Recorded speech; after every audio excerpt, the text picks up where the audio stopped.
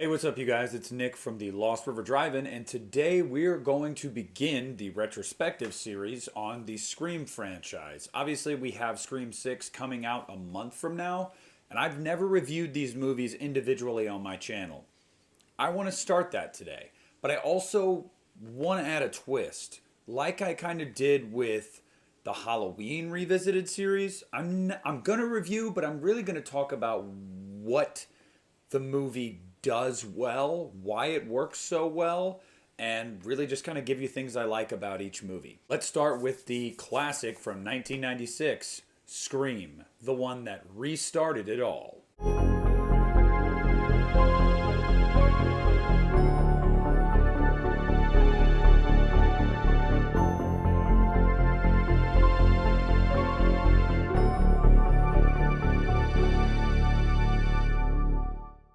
Might have noticed I said the one that restarted it all, and I meant what I said. And now we can really look back on history and go, huh, that is accurate. So what better place to start than right there? If you guys are familiar with the landscape of horror movies in the early to mid 90s, they were not great. You had a lot of even big name franchises that were in their fifth, sixth, seventh installment really kind of puttering out at the box office and with critics. Nobody was going to see horror, especially slasher movies. Scream was a script written by Kevin Williamson. It was, I believe, his first script he sold.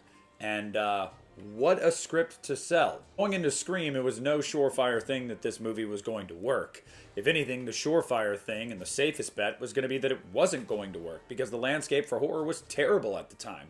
But Scream came out in 1996, and it blew the doors off the box office and with critics and fans alike. What was it about this movie? Why Scream? Why did this bring everything back? Let's get into that a little bit. First and foremost with Scream, Scream succeeded because, for the first time, really, in the mainstream, a slasher movie decided to lean into the goofiness and silliness and predictability of its own subgenre. Too often we have slasher movies that are just way too self-serious. They take themselves as some like high work of art. Now, being a slasher fan, that's not a knock on slasher movies. I love slasher movies. But sometimes you have to know where you're operating, and Scream knew. And that credit goes solely to Kevin Williamson.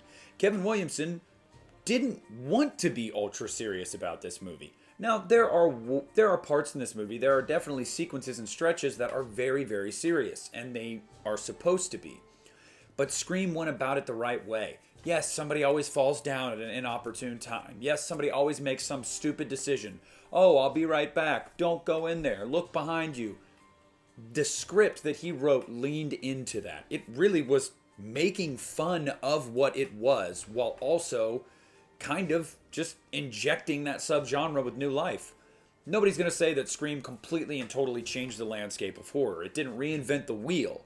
No, it took the wheel and it said, okay, you guys, at least for a time there, seemed to like slasher movies. What happened? Did we kind of start to take ourselves a little bit too seriously and recycle everything over and over again? The answer is yes to both of those things. So Scream said, how about we not do that? At that point, that was a novel idea. What, we're making fun of ourselves while trying to put a movie out there like this and get people to take it seriously? Yes. And you've seen the fruits of that labor up to this point. The next thing that Scream really did that grabbed a lot of people was marketing. And the big part of their marketing that hooked people, or intrigued people at the very least, was Drew Barrymore. In the trailers, in the TV commercials, front and center on the poster. People knew Drew Barrymore. Hello, E.T. We all knew Drew Barrymore. Well, oh my gosh, she's going to be the lead. This is going to be awesome. She's going to be the main character. Nope. Not only do you bring her in and market the shit out of the fact that she's in the movie, but you make the shocking decision to kill her in the first 15 minutes of the movie. In the opening of the movie. And not just kill her, but in a truly, truly heinous way. See, Scream you look at the cast now, and you say, oh my god, there were so many great actors and actresses in this movie. Yeah, but at the time, not really. See, Neve Campbell hadn't really done much up to that point. Neither had Matthew Lillard. Henry Winkler, yes, was known as Fonzie, but I mean, he hadn't really done much after that, and his career really got revived again after Scream, believe it or not, in the 2000s. But you had this group of people that they didn't really lean much into their involvement. It was all about Drew Barrymore and Ghostface, and people were like, I have to see it. Oh my God, this is going to be great. And now in hindsight, you look back at the cast of people you had, and you said, holy crap, that movie was just full of, at the very worst, B-list actors, but a lot of A-list actors. I also forgot to mention Jamie Kennedy.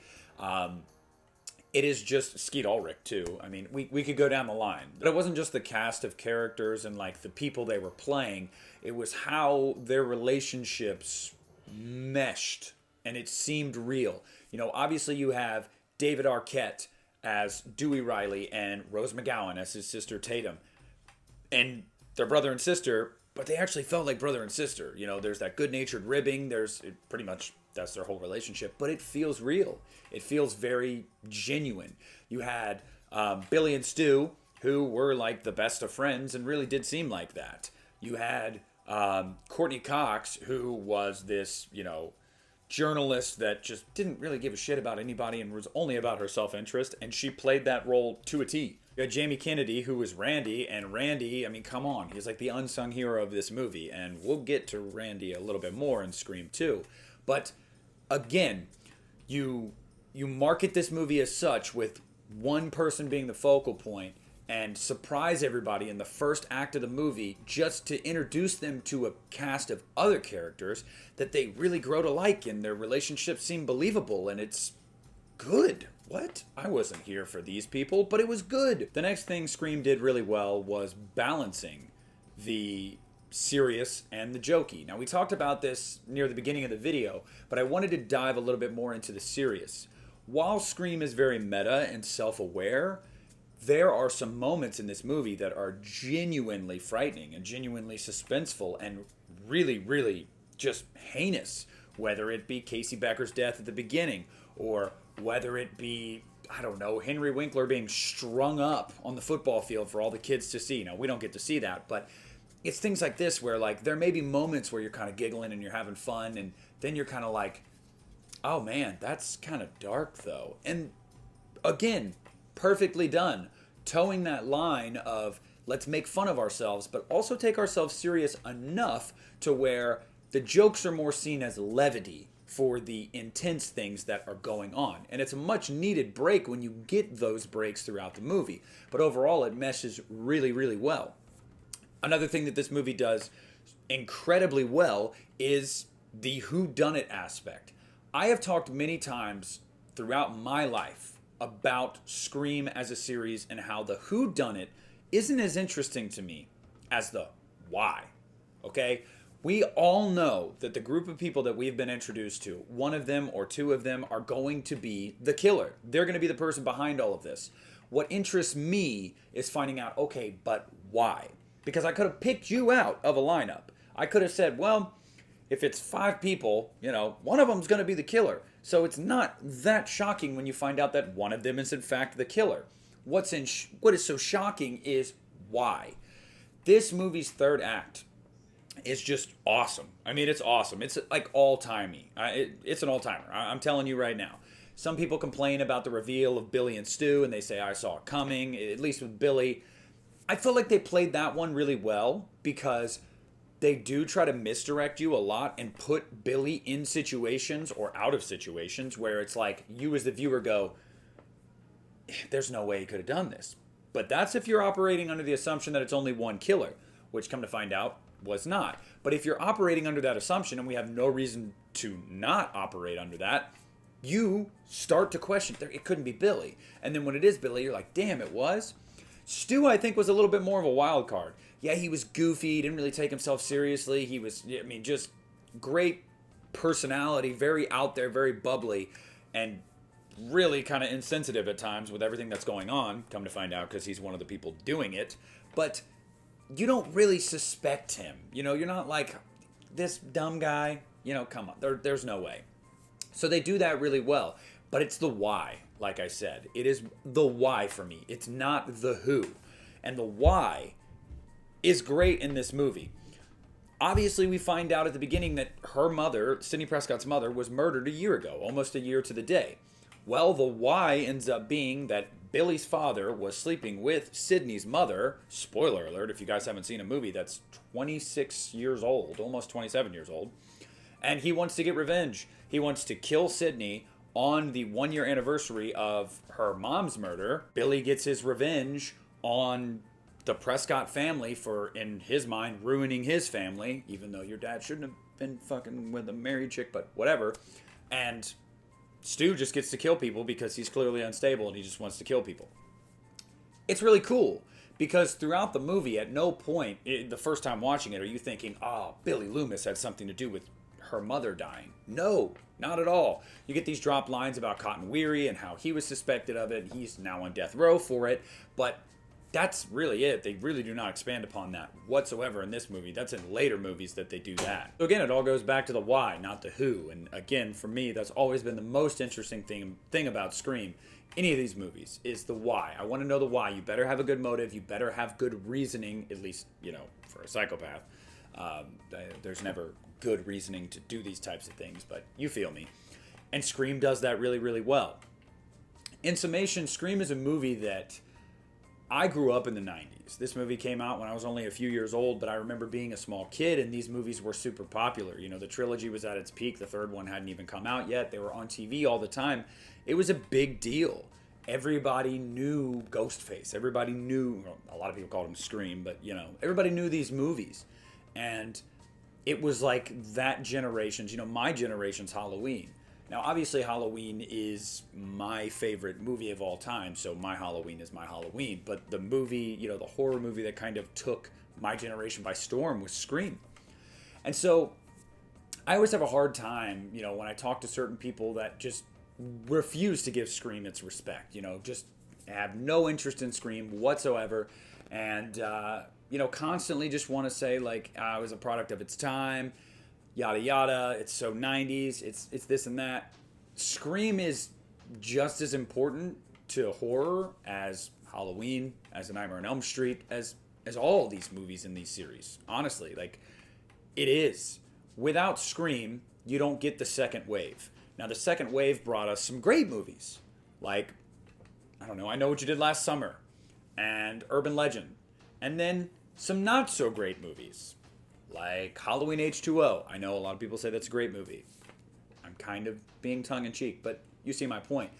It brought back a lot of these series. Wes Craven almost kind of started this meta self-aware trend a few years earlier with New Nightmare, but I don't think the public was ready for that, or maybe Freddy just wasn't the character to do that with. Everybody had already associated Freddy for what and who he was, and that series for what it was. So I felt like you had to build from the ground up with something new, and that's what they did with Scream. Now, again, though, to my point, I feel like at some point everybody has to give Scream its flowers. Whether the series as a whole isn't really for you, it's not something you can, rewatch over and over. You like the first one, you don't care for the sequels, whatever it may be. You have to give the original film its flowers, because without it, horror might have languished far longer, maybe never even came back the way it has now, where it is incredibly hot right now and was incredibly hot after this movie. And gave us so many great movies and just brought it back to respectability. So I feel like at some point, whether it's your thing or not, it is undeniable that Scream is a classic. I mean, it is a bona fide horror classic. It is very, very important to the genre, very, very important to the fans, very important to history. And I think history will look very kindly on this movie. It's the perfect mix of camp and seriousness, while also being quite familiar enough to really just keep you entertained and keep you wanting more. And that's the beauty of Scream. And we'll get into the sequels with later videos, and I can't wait to do so. But I've always said this series is very, very consistent. And I mean that. I still stand by that. I think it is a very consistent series. But I don't know. I just feel like at some point, to some of the naysayers, it's just time. It's just time to say, you know what? All right. I couldn't find myself rewatching this movie a bunch, but it's pretty fucking good because it is really good. And yeah, I think I would take this movie over the original Nightmare on Elm Street. I really would. I would not take this over Freddy's Dead. No, not Freddy's Dead. Freddy's Revenge. So I don't think it's like better than all the Elm Street movies or anything. No, but this is one of Craven's finest works. Period. In my opinion, it's just a very, very tight movie, and I love it. So let me know down below, guys. Tell me about your first memories of seeing Scream. What did you think of it when you first saw it? Where do you stand with it now? What do you think about this series as a whole? When I talk about things that I'm passionate about, like I was doing, over these last few minutes, sometimes I can kind of go on tangents and kind of ramble a little bit, but you know what? That's totally fine because it's coming from a place of genuine care. So I'm very excited to dig into all these movies with you guys one by one. And but I want to hear what you guys have to say down below. So please let me know in the comments section. Like, subscribe to the channel if you haven't already. And this is Nick at the Lost River Drive-In, and I am pulling out.